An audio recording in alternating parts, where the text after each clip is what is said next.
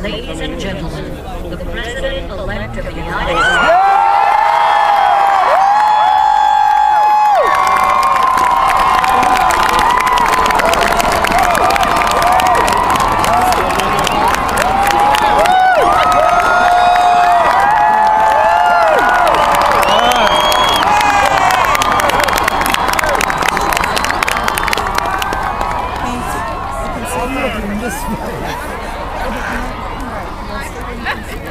I want to thank all the speakers and performers today for reminding us through song and through words just what it is that we love about America.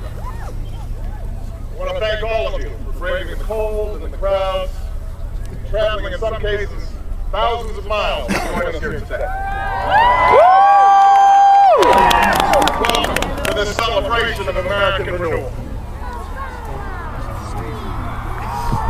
Years of our history, only a handful of generations have been asked to confront challenges as serious as the ones we face right now. Our nation is at war. Our economy is in crisis. Millions of Americans are losing their jobs and their homes. They're worried about how they'll afford college for their kids or pay the stack of bills on their kitchen table. Okay. Most of all, they are anxious and uncertain about the future. About whether this generation of Americans will be able to pass on what's best about this country to our children and their children. I won't pretend that meeting any one of these challenges will be easy. It will take more than a month or a year. It will likely take many. Along the way, there will be setbacks and false starts, days that test our resolve as a nation. But despite all this, despite the enormity of the task that lies ahead, I stand here today as hopeful as ever that the United States of America will endure, that it will prevail.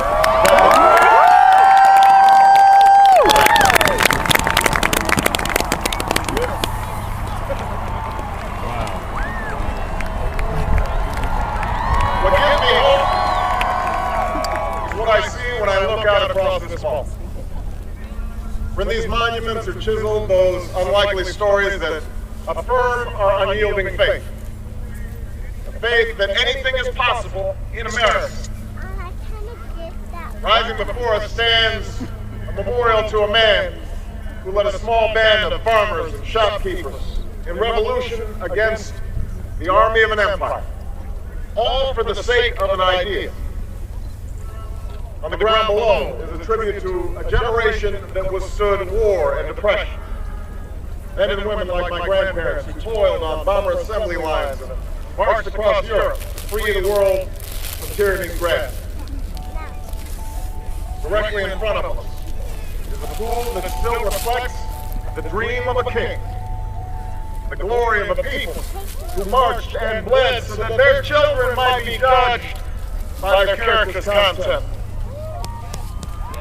Behind me, watching over the Union East Side, sits the man who in so many ways made this day possible.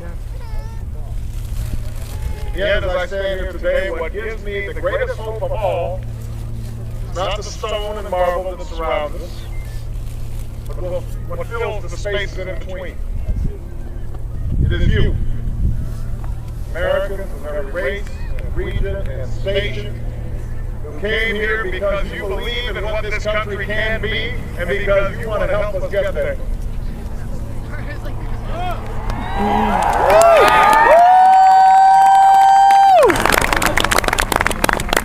The same thing that gave me hope from the day we began this campaign for the presidency nearly 2 years ago. A belief that if we could just recognize ourselves in one another, bring everybody together, Democrats, Republicans, Independents, Latino, Asian, and Native American, black and white, gay and straight, disabled and not, then not only would we restore hope and opportunity in places that yearn for both, but maybe, just maybe, we might perfect our union in the process. This is what I believe. You may made this belief real. You proved once more that people who love this country can change. And as I prepare to assume the presidency, yours are the voices I will take with me every day when I walk into that old office. The voices of men and women who have different stories, but hold common hopes. Who ask only for what was promised us as Americans, that we might make of our lives what we will, and see our children climb higher than we did. It is this thread that binds us together in common effort, that runs through every memorial on this mall, that connects us to all those who struggled and sacrificed and stood here before. It is how this nation has overcome the greatest differences and the longest odds, because there is no obstacle that can stand in the way of millions of voices calling for change. That is the belief with which we begin this campaign, and that is how we will overcome what ails us now. There is no doubt that our road will be long, that our climb will be steep, but never forget that the true character of our nation is revealed not during times of comfort and ease, but by the right we do when the moment is hard. I ask you to help reveal that character once more. And together, we can carry forward as one nation and one people the legacy of our forefathers that we celebrate today. Thank you, America.